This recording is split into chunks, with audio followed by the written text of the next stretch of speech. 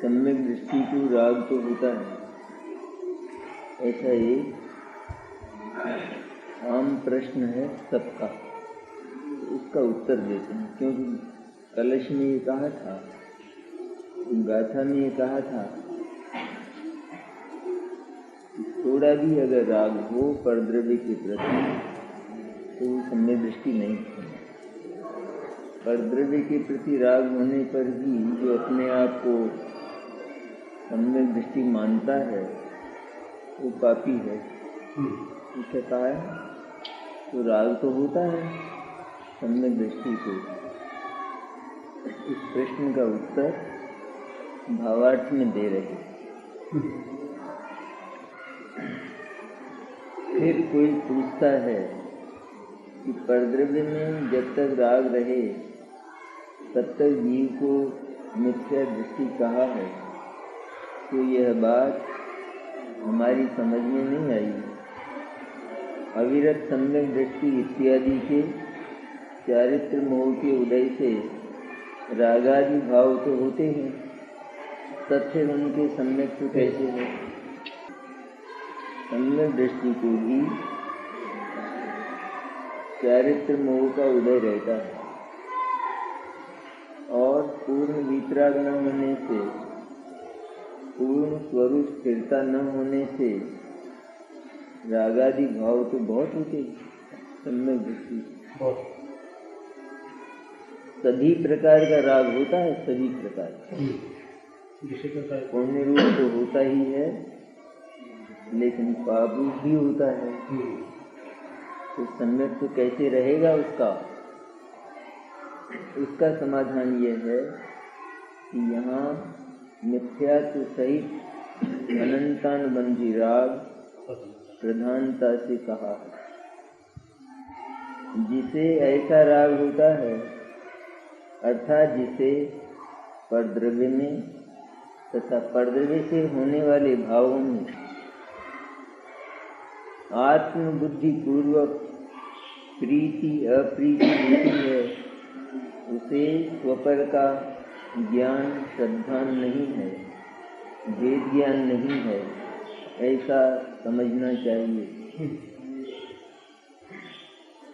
कि मूल बात, खास बात कि यहाँ जो राग कहा है मिथ्यात्व सहित और अनंतानुबंधी सहित जो भाव होता है उसको राग कहा है। चाहे वो राग हो अथवा द्वेष हो, पाप हो अथवा पुण्य हो, लेकिन इसकी मुख्यता है। और वैसे सारे ही जनागम में मुख्यता इसी की है कि जिसे परद्रव्य की प्रति भी स्वामित्व प्रवर्तित होता है, अर्थात वो पाप और पुण्य में भी अपना स्वामित्व रखता है।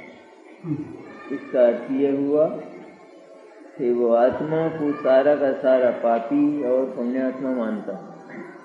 तो जिसे ऐसी दृष्टि, ऐसी प्रतीति अथवा ऐसा ज्ञान होता है, उसे स्वपर का ज्ञान श्रद्धान नहीं।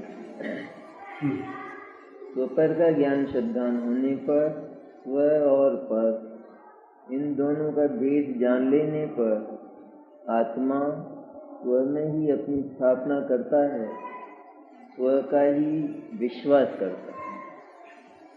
अपने काम के लिए, अपनी मुक्ति के लिए आत्मा केवल आत्मा का ही विश्वास करता है। केवल मेरे अवलंबन से ही मुक्ति होने वाली है, बल्कि ऐसा कहना चाहिए कि मेरा अवलंबन ही मुक्ति है, क्योंकि मुक्ति में पर का अवलंबन कैसे हो सकता है? और जहाँ पर का अवलंबन हो तो उसे हम मुक्ति कैसे करेंगे? परस्पर विरुद्ध हो गई ना बात।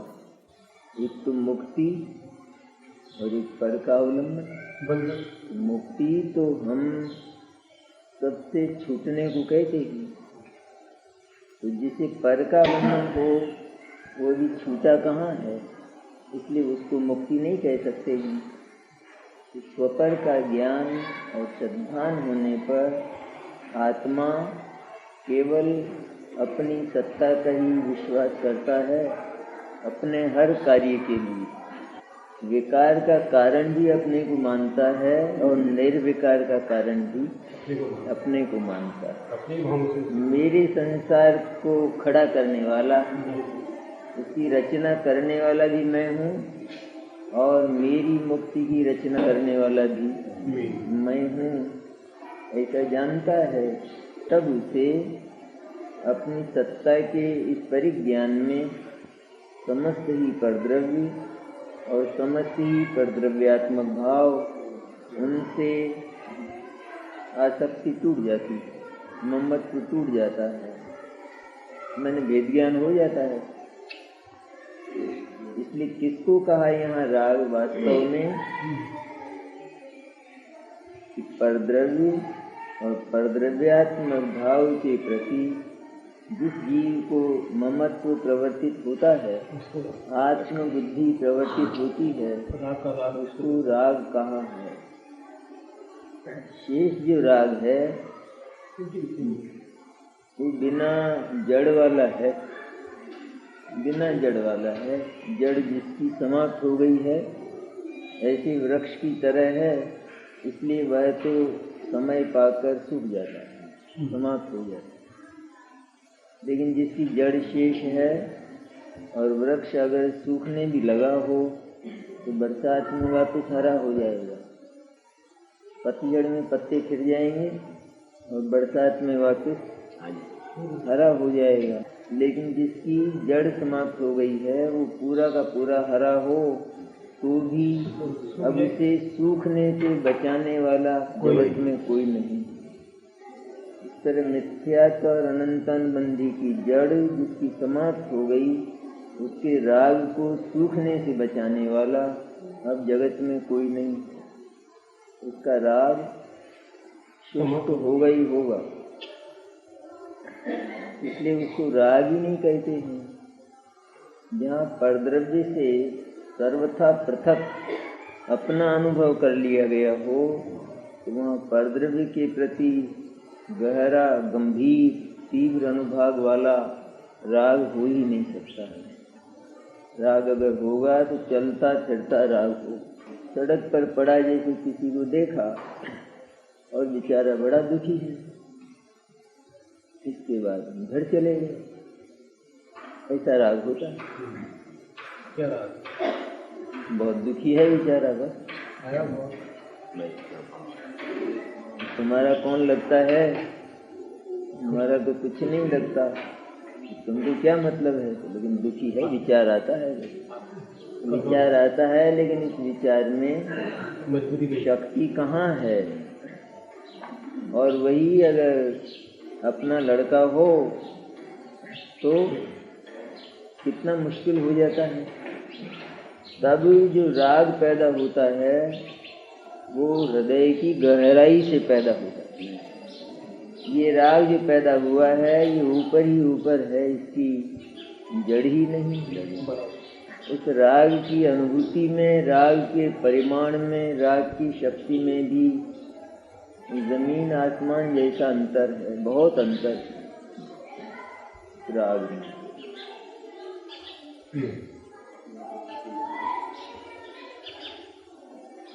ट्रस्ट वाला कोई व्यक्ति होता है, करोड़ों रुपए का ट्रस्ट होता है, वो करोड़ों रुपया ही इधर उधर करता है, किसी को देता है, किसी से लेता है, किसी को नहीं देता है, कोई कहता है तो किसी को नहीं देता है।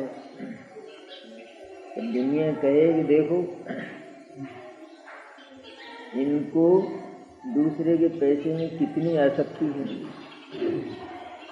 वरना ये देता क्यों नहीं है, मेरे को क्यों नहीं देता है।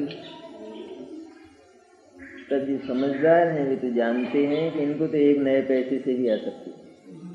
इतना सब कुछ करने पर भी ये बिल्कुल उससे दूर हैं।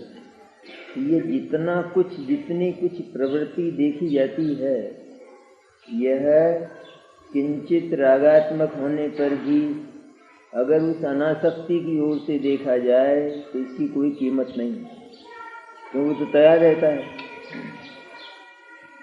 संभलाने को तैयार रहता है कि संभालो ना, तुम्हारा ट्रस्ट मेरे का है कि दिक्कत, मैं तो वैसे ही रिटायर्ड हूँ, तो विश्राम के लिए तो काम किया था और ये उपाधि और सिर पर आ गई है, तो संभलाने को तैयार रहता है ना, जैसे कोई पत्थर पर जड़ रहती है, ऐसी स्थिति होती है।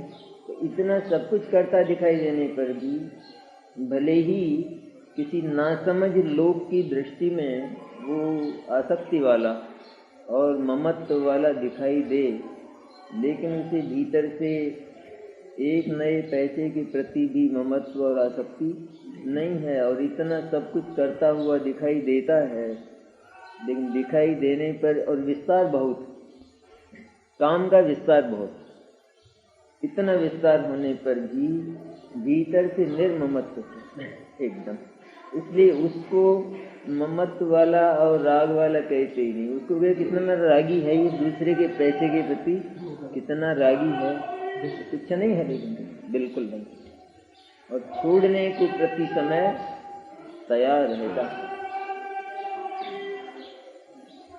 लाचारियां होती है ना कुछ, तो लोक में भी योग्यताएं होती हैं, वो योग्यता भी लाचारी होती है।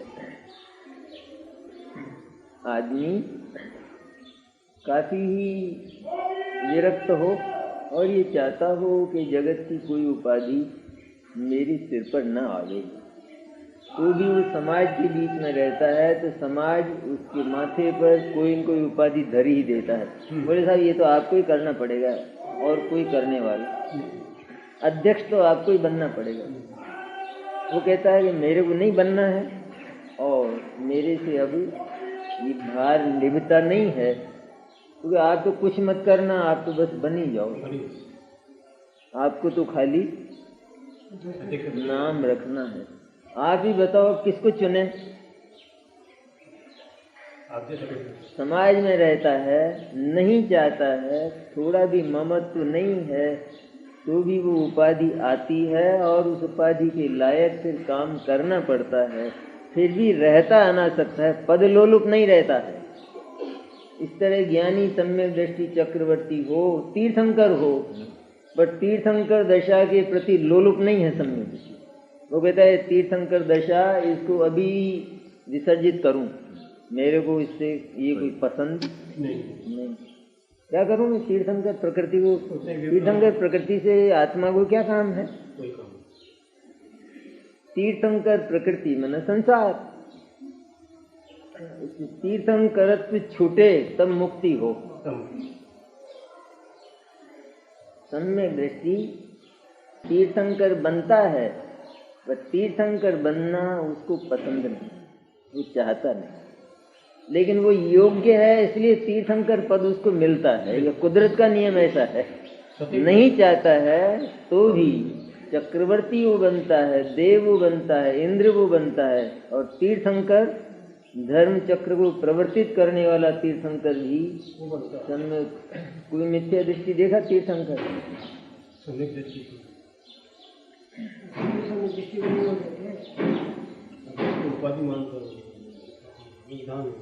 तीर्थंकर पद मिथ्या दृष्टि को क्यों नहीं मिलता? खूब चारित्र पाले और तीर्थंकर हो जाए, नहीं है महिमा कोई? व्यवहार चारित्र का महत्व है, खूब व्यवहार चारित्र पाले और ज्ञारंग जैसा ज्ञान हो, विद्वान हो, बहुत बड़ा, होगा तीर्थंकर? होगा ही नहीं। लेकिन आत्मज्ञान हो और साथ में आत्मज्ञान माने सम्यक दर्शन हो, और साथ में उच्च कोटि का शुभ भाव हो, अरे ये संसार व्यर्थ दुखी है, ये संसार प्रत्येक आत्मा की सत्ता साक्षात भगवान सिद्ध परमात्मा जैसी है, ये व्यर्थ दुखी है। जीव व्यर्थ कष्ट पाता है, कोई कारण नहीं कि आत्मा कष्ट पाए, क्योंकि आत्मा तो आनंद निकेतन है, ये व्यर्थ कष्ट पाता है। ये मछली प्यास में मरती है और पानी में है, क्या विचित्र है बात। या ये स्थिति आत्मा की नहीं है? आत्मा कहता है मैं दुखी हूँ, और वो निरंतर आनंद के सागर में डूबा रहता है। आनंद कहाँ रहता है? प्रेम की कहाँ रहता है? गुण किसका है? आनंद किसका गुण है? आत्मा आत्मा। और आत्मा क्या कहता है में दुखी। कि मेरे से ज्यादा दुखी तो जगत में कोई नहीं। मिश्री ये बोलती है कि ये फीका फीका लगता है मेरे को, जो मिठास से भरी है। तो आत्मा जो आनंद का ही बना हुआ तत्व है, वो ये कहता है, वो ये मानता है कि मेरे से अधिक दुखी जगत में कोई दूसरा नहीं है। बहुत संपन्नता हो तो भी किसी की रोना रोने की आदत होती है, वही रोना रोने की बात है। और क्या है वहाँ? किसी भी जीव से, किसी भी आत्मा से पूछो, बस रोना रोता। जी क्या है? कहाँ है? मैंने कोई अब कहाँ, कौन से आराम की बात करते हो? कहाँ आराम? आराम कहाँ धरा है? सब झूठ है। और जो आराम अर्थात आनंद अर्थात सुख, उसका बना ही हुआ है जो आत्मा, वो कहता है कहाँ आनंद है? कलाकंद कहता है कहाँ मिठास धरा है? मिठास कहाँ है? अरे उसी से बड़ा बड़ा